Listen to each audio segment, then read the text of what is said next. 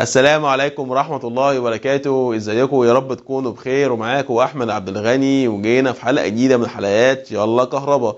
كنا اتكلمنا في الحلقتين اللي فاتوا قبل كده عن ازاي نقدر اعاير العداد لومس W100 وشوية ملحوظات وانت بتعاير عشان خاطر تحصل على معايرة كويسة بنسبة كبيرة جدا.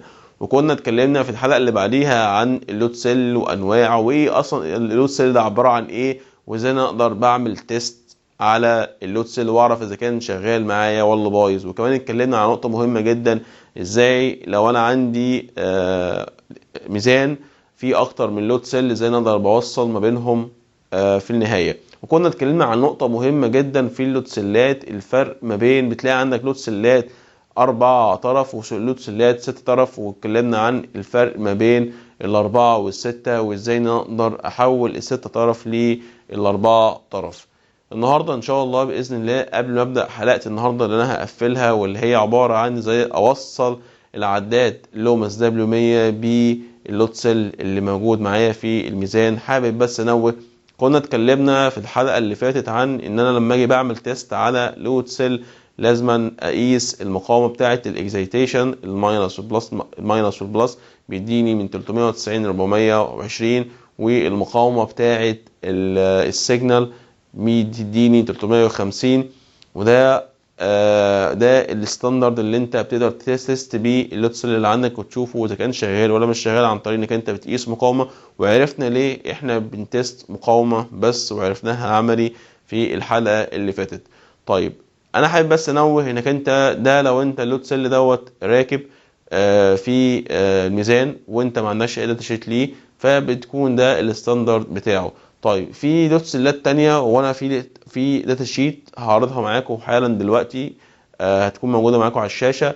هي بتقول كل حاجة عن اللود سيل. هنلاقي في الداتا شيت ده بتقول ان اللود سيل بتاعي الانبوت ريزيستنس اللي هي الاكزيتيشن ريزيستنس، والاوتبوت ريزيستنس اللي هي السيجنال ريزيستنس 350 بلس او نيجاتيف، يعني زي تبقى زيادة او بالماينس 3 اوم، يعني بتتكلم في 353 او 353 او 347. ده القراية اللي بتعمل تيست على المقاومات الداخل والخارج اللي هي بتاعت الاكزيتيشن وبتاعت السيجنال. ده لو انت جايب لود سيل زيرو ومعاك الداتا شيت بتاعه، ده اللي بيبقى الريفرنس بتاعك. اما لو انت مش معاك داتا شيت للود سيل وانت بتست لود سيل اوريدي موجود عندك وانت معكش اي داتا ليه، فبيبقى الستاندرد بتاعه 350 400. طيب ما هو ممكن يطلع 350 يبقى انت كده الستاندرد بتاعك المعايره نفسها. لما تيجي تعاير اللود سيل او تيجي تعاير الميزان، لو صفر معاك وادى معاك معايره تمام 100% ما خلفتش من اول مره ولا من تاني مره، يبقى اللود سيل اللي عندك ده تمام ومفيش اي مشكله. طب لو انت جيت عايرت ولقيت المعايره مش قادر تظبط الزيرو، او انت كل ما تعاير مثلا ال 500 وتشيل ال 500 تشيل ال 500 تحط ال 500 ما تلاقيهمش 500 تلاقيهم حاجه ثانيه، يبقى انت كده عندك مشكله في اللود سيل. من غير ما تست، من غير بقى ما تبقى انت شاغل دماغك المقاومه بتاعتها 350 و400 ولا 350 و350. كان لازم انوه على النقطه دي علشان خاطر زي ما قلنا ان الالوان، حتى الالوان نفسها ممكن تتغير. كنا اتكلمنا الستاندرد ان الاسود هو البوزيتيف اكزيتيشن سوري الاحمر هو البوزيتيف اكزيتيشن، والاسود النيجاتيف اكزيتيشن، والاخضر البوزيتيف سيجنال، والابيض النيجاتيف سيجنال. وده الستاندرد. ممكن تلاقي تاني الوان تانية متغيره، ممكن تلاقي الاخضر هو البوزيتيف اكزيتيشن وتلاقي الاحمر هو البوزيتيف سيجنال والعكس. فعشان كده مش عايزك تتحير ولا انك انت تحير نفسك. دايما لما تيجي بتقيس الستاندرد، لقيت حاجه مخالفه عن ذلك يبقى انت الفيصل معاك هو ايه المعايره بتاعه الميزان. ظبطت معاك يبقى الدنيا تمام، ما ظبطتش زي ما قلنا هتبص على الكابل اللي واصل ما بين اللود سيل، لو المسافه كبيره بين اللود سيلات او بين الميزان للعداد اللي انت بتوصله بيه يظهر عليك القرايه.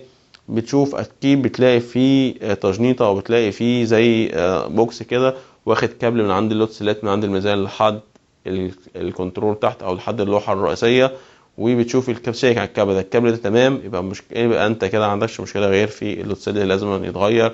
لو انت متحير من موضوع القرايات، حتى في ساعات اللوتسيلات بتبقى في اللي تيجي تقيس كأوم تلاقي تمام، تيجي تعاير تلاقي الوضع مختلف تماما، مش عارف تعاير. كل ما تيجي مثلا تظبط على الزيرو تلاقي الزيرو بتاعك اتغير. كل ما تيجي تحط الوزنه وتعاير عليها تشيل الوزنه وترجع تاني نفس الوزنه تلاقي القرايه اختلفت. انت كده عندك مشكله في اللود سيل ولازما يتغير، لان ممكن يكون العزل بتاع اللود سيل او في حاجه من جوه ملمسه مع جسم الميزان مع الجسم بتاع اللود سيل وعامل مشكله، وبالتالي مش هيديك القرايه اللي انت عايزها، فلازم تغير اللود سيل ساعتها. يلا بقى بينا نشوف ازاي ان انا اقدر اوصل اللود سيل بالعداد لوماس W100. يلا بينا يلا بينا.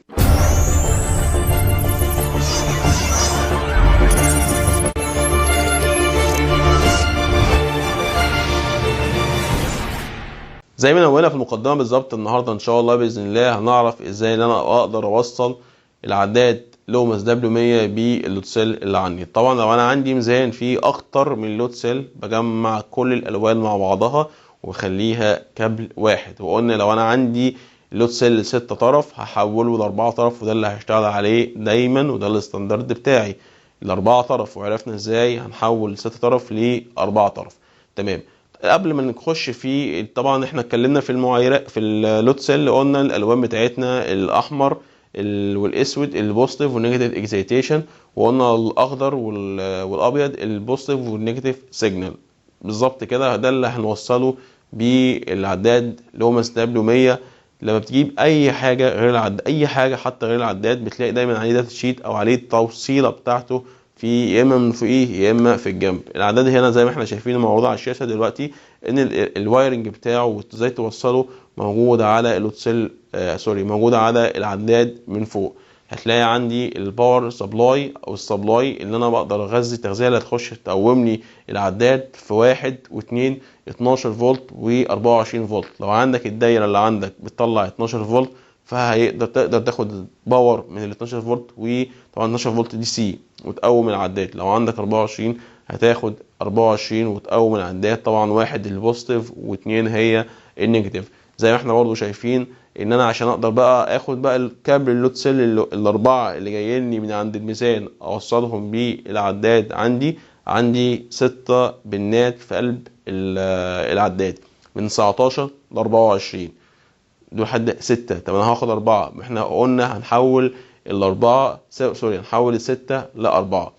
هتلاقي عندك بالترتيب كده 19 زي ما احنا شايفين. ال 19 نيجاتيف اكسيتيشن، ال 20 بوزيتيف اكسيتيشن، ال 21 نيجاتيف بوزيتيف سنس. وعرفنا او عارفين من الحاله اللي قبليها سنس. لو انت عايز تعرف الفرق ارجع للحاله اللي قبليها. وال 22 النيجاتيف سنس، وال 23 النيجاتيف سيجنال، وال 24 البوزيتيف سيجنال. قبل ما نعمل اي حاجه هتوصل ال 19 بال 22 تعمل كوبري عليهم هما الاثنين النيجاتيف اكسيتيشن والنيجاتيف سنس، وال 20 وال 21 هتعمل كوبري برضو عليهم اللي هما البوزيتيف اكسيتيشن والبوزيتيف سنس. وتروح جايب الكابل من عندك. طبعا احنا جايبين الكابل من عند اللود سيل. هنوصل الاسود بال 19. خلاص احنا اوريدي واخدين الكوبري على ال 22 فهو بقى طرف واحد. هناخد الاسود نوصله على ال 19 وناخد طبعا الاسود ده اللي هو النيجاتيف اكسيتيشن، وناخد الاحمر نوصله على ال 20 هو البوزيتيف اكسيتيشن، وناخد الابيض نوصله على ال 23 اللي هو النيجاتيف سيجنال، وناخد الاخضر ونوصله على ال 24 اللي هو البوزيتيف سيجنال. وبكده اكون وصلت الميزان عندي اللي هو اللود سيل بالعداد، عشان خاطر اي معايره او اي وزنه تظهر لي على احطها على الميزان اوريدي هي بتكون عندي على العداد بعد معايره. وبكده اكون خلصت حلقتي. حابب بس انوه على حاجه مهمه. ان شاء الله الحلقه اللي بعد كده كنا ان شاء الله باذن الله هكمل موضوع برمجه التايمر جوه الBLC. كنا اتكلمنا عن احسن تطبيق تفهم يعني ازاي تبرمج التايمر جوه الBLC هو الترافيك كنترول اشارات المرور. كنا اتكلمنا في حلقتين عن الموضوع دوت. اول حلقه اتكلمنا ازاي ان انا ببرمج اشاره مرور في اتجاه واحد زي اللي موجوده في زي موجوده في مدينه نصر، زي اللي موجوده في شارع مكرم عبيد، اللي هو بيكون الغرض منها ان انا بخف زحمه عندي زحمه في اول الشارع، فحاطط اشاره في نص الشارع وفي اخر الشارع عشان اخف الزحمه بطول الشارع اللي موجود عندي. كنا اتكلمنا برضو في الحلقه اللي بعديها ازاي ان انا اقدر ابرمج اشاره مرور بس في ميدان عام باتجاهين مختلفين، وده كانت موضوع يعني مرحله ادفانسد شويه، متقدمه شويه. والحلقه اللي بعديها ان شاء الله، الحلقه اللي بعديها على طول ان شاء الله باذن الله هنتكلم بقى ان في مشكله في البرنامج دوت، او بتحصل، ممكن تحصل مشكله نتيجه السرعه ونتيجه التسارع والتحول الاشاره ما بين الاحمر في اتجاه وما بين الاخضر في اتجاه تاني. هنعمل برنامج تاني معدل على اللي احنا كنا عاملينه عشان نقدر نفادي المشكله دي. وقبل طبعا ما نبدا نبرمج هنعرف ايه هي المشكله وايه المطلوب عشان نعدل، وايه التعديل اللي هيتعدل في البرنامج عشان نحل بيها المشكله. وطبعا زي ما اتعودنا مع بعض الشرح هيكون تفصيلي من الالف للياء. وان شاء الله اشوفكم على خير في حلقات جديده من حلقات يلا كهربا، واستنوني ان شاء الله باذن الله في تكمله سلسله تعلم اداره مع الحاج سردينه. وان شاء الله باذن الله بوعدكم ان في ان شاء الله باذن الله سلسله جديده مميزه جدا ومهمه جدا لعشاق الاكسل. انتظروني ان شاء الله باذن الله، وان شاء الله باذن الله مع بعض بنقدم كل جديد وكل ما هو مفيد. اشوفكم على خير، والسلام عليكم ورحمه الله وبركاته.